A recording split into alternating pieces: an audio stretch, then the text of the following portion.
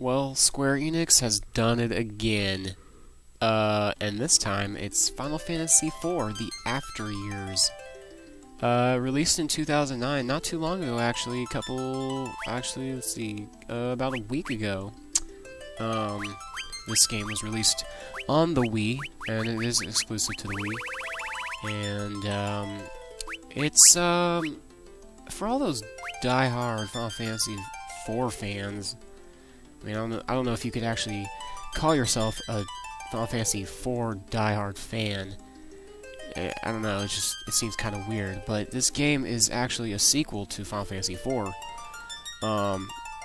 So, you know, it's pretty cool. I haven't played much, but what I have played, it retains that same feel of the old Final Fantasies.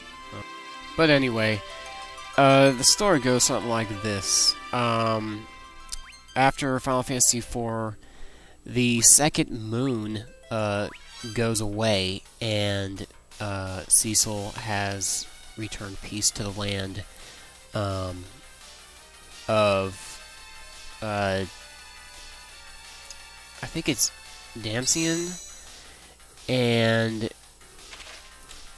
now in the after years, the second moon reappears and the crystals start emitting lights again, and I guess the evil threat has come back to the land of Damcian. So you start off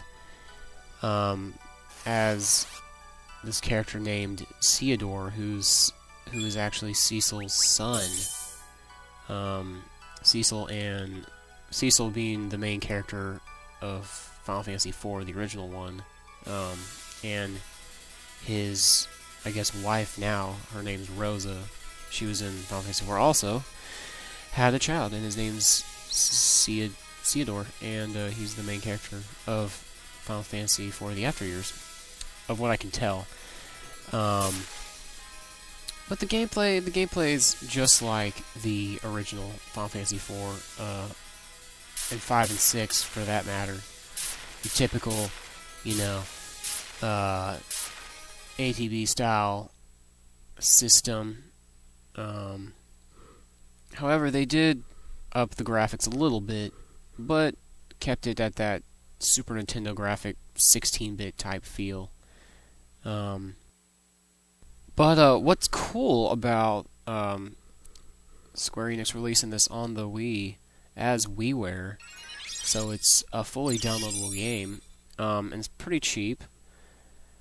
I'm not sure the exact amount, but I don't think it's more than $12. So it's pretty cheap for a Final Fantasy game at least.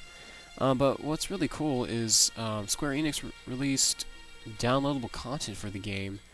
4 out of the, oh gosh, I think it's 13 maybe. Anyway, they've released 4 of the out of 13 downloadable contents. What it is there's different chapters that you can download. So it continues the story even after you buy the game, you play it, you beat it.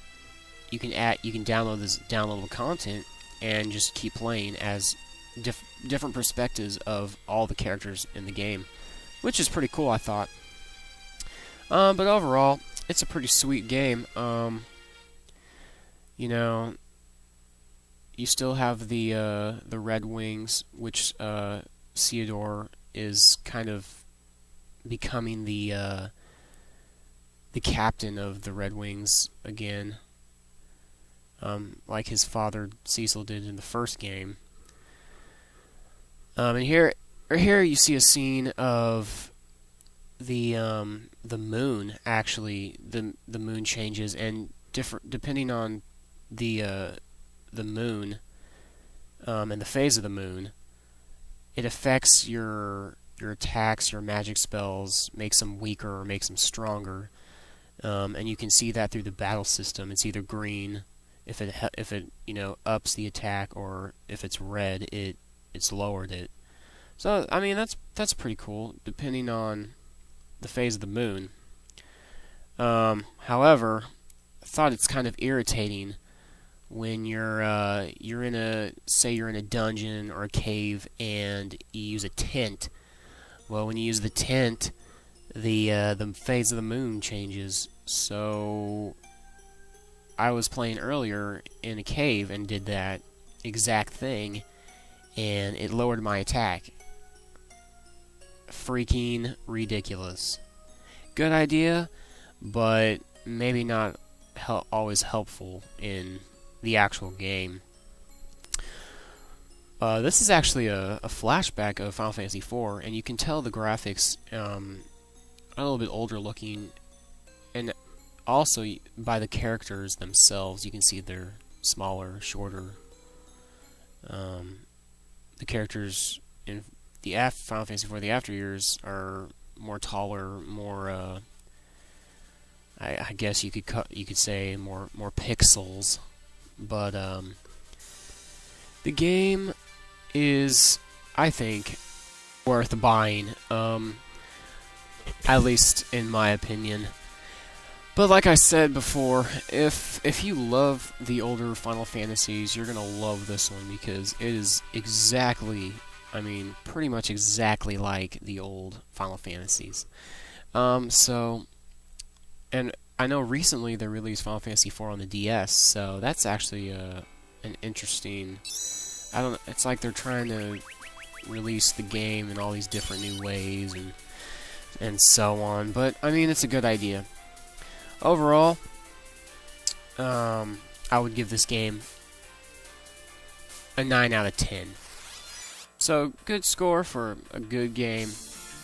I wouldn't say it's over the top, but I would say that it's decent for what it is and what it's worth. So, without me telling you more about the game, why don't you go out and buy it and play it for yourself? And I will write more about this game later on, but for now, this is about it. So this has been Final Fantasy IV: The After Years video review. Check out more video reviews coming soon at Zeta Stats.